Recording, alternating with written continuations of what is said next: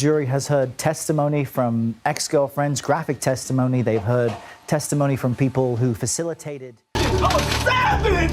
Oh!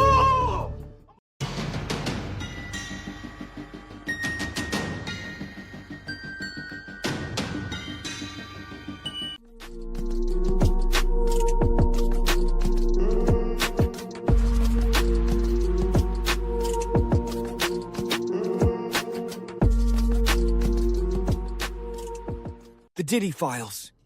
Inside America's most shocking celebrity trial.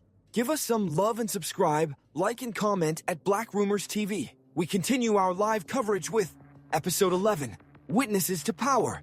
Imagine you're at an exclusive dinner party in West Hollywood. The room is filled with A-list celebrities, music executives, and entertainment industry power players. You're having what seems like a normal conversation, when suddenly, you witness something that makes your blood run cold. A man punching a woman in the stomach. What would you do? Would you intervene? Would you call the police? Would you at least check on the victim? Or would you do what multiple celebrities allegedly did that night? Absolutely nothing. Welcome back to the Diddy Files. What you're about to hear in this episode will force you to confront one of the most uncomfortable aspects of this entire case. The role of witnesses. The people who saw alleged abuse happen and chose silence over action.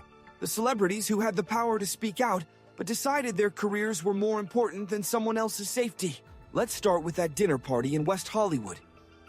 According to the testimony of Dawn Richard, a former member of Danity Kane, she was present at a dinner where multiple celebrities witnessed Sean Diddy Combs allegedly punch Cassie Ventura in the stomach. We were having a private conversation, and we were all sitting eating at the tables together, Richard testified. When I say we, I mean some bad boy, some of our other label, and even some celebrities were in the room, and they were secretly arguing, and he punched her in the stomach. Sean Combs punched her in the stomach. Now, I want you to picture this scene. You're at what should be a pleasant dinner. You're surrounded by successful, powerful people. And suddenly, you witness an act of domestic violence. According to Richard's testimony, Cassie immediately bent over from the punch, and Diddy told her to leave, pointing toward the exit. And what did the room full of celebrities do? According to the testimony, they watched her leave. They watched a woman who had just been punched in the stomach walk out of that room alone. But here's where this story becomes even more disturbing. We know who some of those witnesses were. During cross-examination, it was revealed that Usher was there. Jimmy Iovine was there. Neo came through. These aren't just random people. These are some of the biggest names in the music industry. Usher, the R&B superstar who has sold millions of albums and influenced countless artists. Jimmy Iovine, the legendary music executive who helped build Interscope Records. Neo, the Grammy-winning singer and songwriter. And according to testimony, they all witnessed an act of violence against a woman and did nothing to stop it. Now, I want you to think about the power dynamics in that room. These weren't powerless bystanders. These were people with influence, with resources, with the ability to speak out. Usher alone has a net worth of tens of millions of dollars and a platform that reaches millions of fans worldwide. But they chose silence. They chose to protect their relationships with Diddy over protecting a victim of alleged abuse. And this raises uncomfortable questions about the entire entertainment industry. Doesn't it? How many other incidents like this have happened at industry events? How many other celebrities have witnessed abuse and chosen to look the other way? How many victims have suffered in silence because the people who could have helped them were more concerned about their own careers? But the dinner party incident isn't the only example of celebrity witnesses choosing silence. Throughout this trial, we've heard testimony about multiple people who were present during alleged crimes or who had knowledge of what was happening. Jane testified about celebrities being present during some of the hotel nights. She mentioned an unnamed icon in the music industry who hosted similar events in Las Vegas. She talked about a culture where these encounters were normalized, where powerful people participated in or witnessed behavior that prosecutors now describe as sex trafficking. And where were the voices speaking out against this behavior? Where were the people with platforms using them to protect victims? Where were the celebrities who claimed to care about social justice when it came to the women being allegedly abused in their own industry? This is what I find most disturbing about the witness testimony in this case. It reveals a culture of complicity that goes far beyond just one person's alleged crimes. It shows us an industry where abuse is tolerated as long as it's committed by someone with enough power and money. Think about what this means for victims.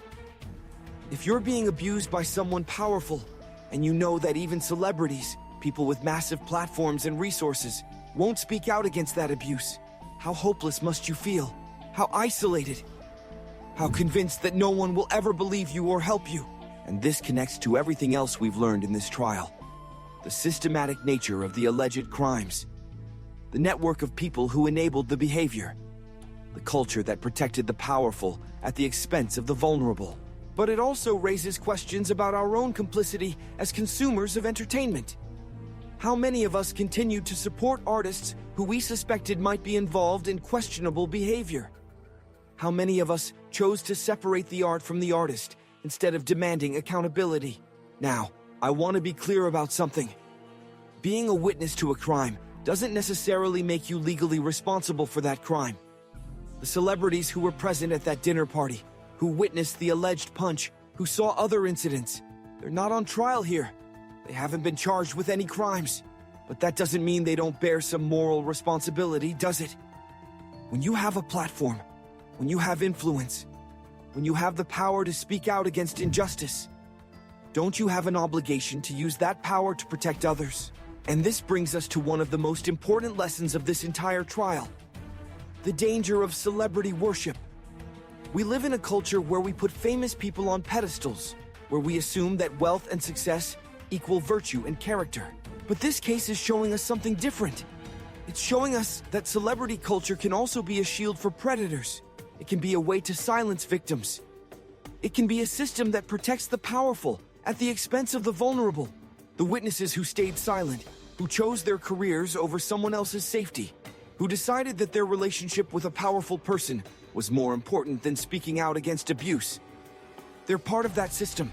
As this trial moves toward its conclusion, as the jury prepares to deliberate on Diddy's fate, I want you to remember the witnesses. Not just the ones who found the courage to testify, like Jane and Dawn Richard, but also the ones who stayed silent, because their silence is part of the story too. Their complicity is part of how alleged crimes like these can continue for years without consequences. Their choice to protect their own interests instead of protecting victims is part of what enabled the behavior described in this trial. And that brings us to the final question of this entire documentary series. What happens now? Not just to Diddy, not just to the specific charges in this case, but to the culture that allowed these alleged crimes to happen. Will the celebrities who witnessed abuse finally speak out? Will the industry that protected a predator finally change its ways? Will we, as consumers of entertainment, finally demand better from the people we choose to support? Or will this trial end with a verdict, and then everything will go back to the way it was? Will the witnesses go back to their careers, the industry go back to protecting the powerful, and the culture go back to worshiping wealth and fame over character and integrity? The choice is ours, all of ours. Because while 12 jurors will decide Diddy's legal fate, we all have a role to play in deciding what kind of culture we want to live in. We all have a choice between silence and speaking out, between complicity and courage, between protecting the powerful and protecting the vulnerable. The witnesses to power have made their choice. The question is, what choice will you make? Series conclusion, the verdict of culture. We are getting close to the end of our journey through the Diddy Files, but the story we've been telling isn't really ending. It's just beginning. Over the course of all episodes, we've explored allegations that go far beyond one person's crimes. We've seen evidence of systematic abuse, celebrity complicity, and a culture that protects the powerful at the expense of the vulnerable. We've heard Jane's courageous testimony about years of alleged abuse. We've examined evidence of an organized operation involving drugs, violence, and coercion. We've learned about a $15 million legal defense and the high stakes of wealth and power. We've discovered how celebrity names were allegedly used as code words during crimes. We've explored a network of famous people who witnessed abuse and chose silence. We've seen how symbols of hope, even the image of a former president, can be corrupted and weaponized. But most importantly, we've been forced to confront uncomfortable truths about the society we live in, about the culture that enabled these alleged crimes, about our own role as consumers of entertainment in either supporting or challenging systems of abuse. The jury in this case will deliver their verdict on Sean Diddy Combs. But the verdict on our culture, on whether we choose accountability over celebrity worship, courage over complicity, justice over wealth, that verdict is still being written. And it's being written by all of us, every day, in the choices we make about who we support, what we tolerate, and how we respond when victims find the courage to speak their truth. Thank you for joining me on this difficult but necessary journey. If you're a survivor of abuse, please know that your voice matters and help is available. The National Sexual Assault Hotline is 1-800-656-HOPE. The conversation about power, abuse, and accountability doesn't end here. It's up to all of us to keep it going. Until next time, stay informed, stay engaged, and never stop demanding better from the people and institutions we choose to support. See you soon in a next video.